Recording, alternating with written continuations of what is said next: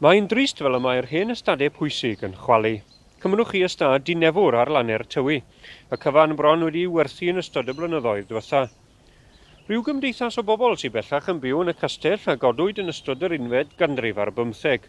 Cynol pob sôn does dim llawer o groeso i ymwelwyr yno. Ond rhyw 2 flynedd yn ôl fe gymrodd Ymddiriedolaeth Naturiaethwyr Gorllewin Cymru dros 30 erw o'r ystad, coedwig a farnwyd yn bwysig yng ngholwg yr Ymddiriedolaeth. Yn y goedwig honno, yr oedd hen eglwys teulu Dinefwr, ac fe gomisiynwyd gweithwyr i wella cyflwr yr eglwys ar fynwen lle claddwyd aelodau o'r teulu a chynweithwyr ar yr ystad. Yr rhan arall o'r goedwig y mae'r hen gastell, y castell cyntaf i gael ei godi yn Nyffryn Tywi a'r unig un gwbl Gymreig. Erbyn hyn, mae yna dyfiant dychrynllyd yn gorchuddio muriau'r castell, ac yma'r Ymddiriedolaeth yn awyddus i wella cyflwr y lle. Yn anffodus, bu fandaliad yn brysur yn sarnu'r waliau a difetha'r rhannau o'r castell, gymaint rhaid cadw'r porth mawr ar gau ymwelwyr ar hyn o bryd. Heb os fe ddylid gwneud pob ymdrech i gadw'r lle a'i wneud yn agored i ymwelwyr, medde'r Ymddiriedolaeth.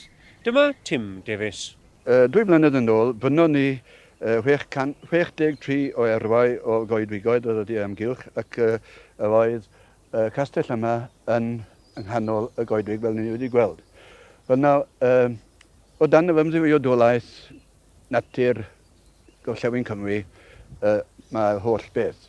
Ac byddwn ni'n agor y coedwigoedd i'r cyhoedd ac yn ei meddwl wedyn byddai yn beth da ofnadw os byddai bobl yr ardal yn cael y faint o weld peth o hen hanes Cymru sydd yn seilio beth oedd yn bwysig yn nechrau fenhiniaeth Cymru hunan. Achos mae'r castell yma ni'n go hanesyddol yn dweud. Ac yn go bwysig yn hanes Cymru. Achos enwau fel hodrif o Hywel Dda, Rhys ap Tewdwr, yr Arglwydd Rhys, dyma canolfan beth wnaeth Cymru, fel Cymru.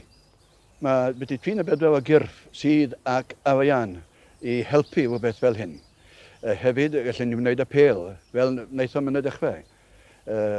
Mewn llai na 2 flynedd, fe gasglwyd dros 73 o filoedd i brynu llefydd fel hyn, chi'n gweld.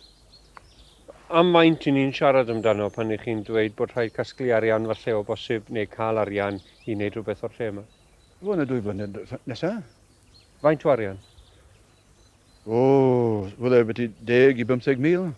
Bydd rhaid cael digon arian i wneud hwn yn hollol sicr i bobl i cael mwynhad. Achos i chi yn cael trafferth ar hyn o bryd gyda fandaliaeth, yn chi? Dyna'r problem fwyaf. O'n i bai am ni, fydde ddim drws ar gau. Fydde bobl yn cael dod i fewn i le ni nawr.